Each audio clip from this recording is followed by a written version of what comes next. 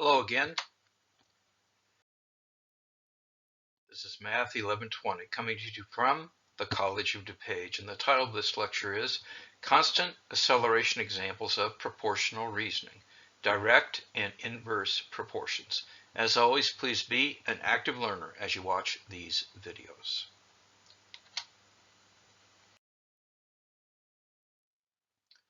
The relationships for straight line motion that we've developed in this chapter offer an ideal background for introducing an analytical technique that is useful in many areas of physics, especially ultrasound, and often comes up on the certification exams.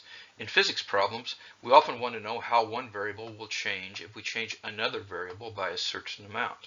For instance, we know that when an object starts from rest and moves with constant acceleration, the distance it travels in time t is d is equal to 1/2 a sub x in the direction times t squared. It is easy to see from this equation that doubling the amount of time the object travels results in quadruple the distance traveled, simply because d is proportional to t squared. We call this analysis technique proportional reasoning. It's particularly useful when we want to describe general relationships between variables without reference to specific details of numerical values. Again, these are the kind of questions that are on certification exams. So here are some examples of the sort of problems for which proportional reasoning is useful.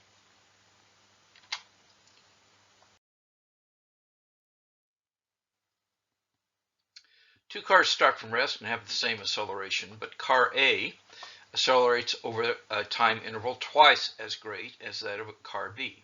How are the distances traveled related? Did A go twice as far as B, or 4 times as far, or half as far? You have two circles. One has a radius 3 times the radius of the other. Is the area of the larger circle 3 times as great as the area of the smaller one, or 9 times as great, or 1/3 as great? And water flows through a pipe with a certain radius. The pipe is joined with another pipe having a radius twice that large. The volume flow rate, the number of liters per second in each pipe, is equal to its cross-sectional area times the speed of the water's motion.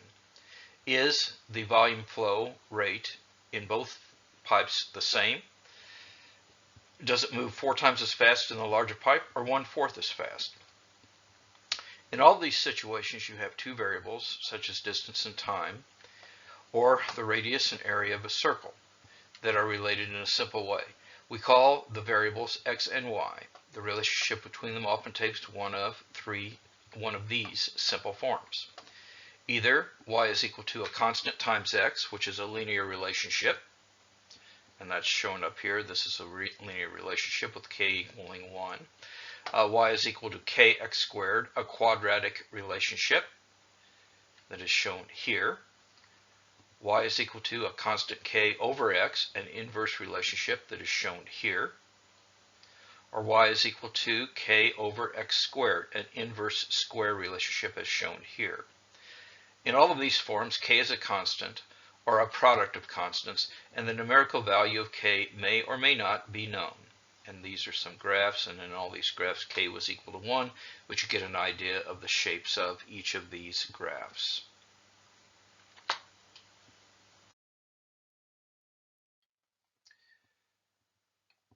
All right, let's see how the preceding forms of relationship can be applied to the first type of problem discussed above. Okay, so what we know is that x was equal to 1/2 a t squared. So that means car A, x sub a is equal to 1/2 a sub x times t sub a squared. And similarly, x sub b is equal to 1/2 a sub x t sub b squared. So if you divide one by the other, the 1/2 a's will cancel out, and you have that x sub a over x sub b is equal to t sub a over t sub b whole squared. Okay, so we can just use that to solve this equation because we know that x sub b over x sub a is always equal to the ratio of the t squareds. And we can either solve, or we can just use the proportion to come up with numbers for the problem.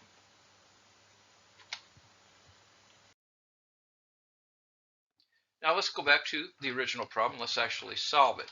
So if car A travels twice as much time as car B, then T sub A is 2 T sub B, or the ratio of T sub A to T sub B is 2. So that means that our equation x sub A over x sub B is T sub A over T sub B whole squared is 4.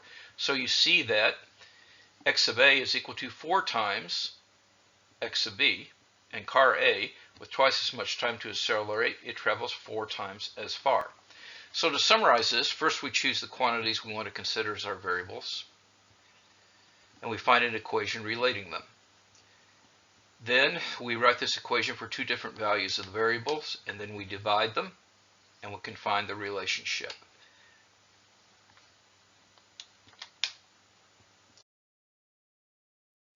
Here's a problem to test your understanding. Brakes on a wet road.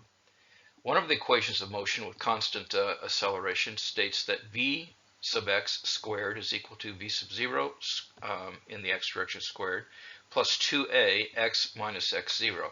If you are traveling in a car with an initial velocity v sub 0 and come to stop at a constant rate, then this simplifies to v sub 0 squared is equal to minus 2a times x. We've dropped the x subscript since both are, we're simplifying the equation, they're both in the same direction. Now we can use this equation and proportional reasoning to determine just how important road conditions can be in avoiding an accident. If you are driving your car on wet pavement and need to stop suddenly, the maximum acceleration you can apply to the car without skidding is about 1/3 as much on dry pavement. So for a given initial velocity, how does your stopping distance, x sub w, on wet pavement differ from your stopping distance, x sub d, on dry pavement? And this is a multiple choice question. Either they're the same. On wet pavement, it takes 3 times the distance, or part C, x sub w takes 9 times the distance. You know what to do. Let's see how you did.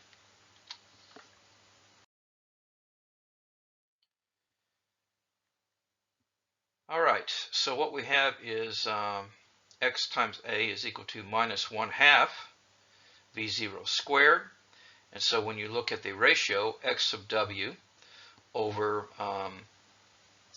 x sub dry, or wet to dry, is equal to a constant, and it's a sub d over a sub w.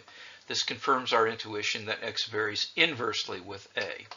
And so if a sub w is equal to 1/3 a sub dry, then a sub w is equal to 3, or x sub w is equal to 3 x sub d. And so B is the correct answer. And this leads us to LSA 13. The force of gravity on an object varies inversely as the square of the distance from the center of the Earth, Determine the force of gravity on an astronaut when he is at a height of 6,000 kilometers from the surface of the Earth, if he weighs 700 newtons when he's on the surface of the Earth. The radius of the Earth is 6.38 times 10 to the 6 meters. If the astronaut is in orbit, he will float weightlessly, but the gravity still acts on him. He and his spaceship appear weightless because they are falling freely in their orbit around the Earth.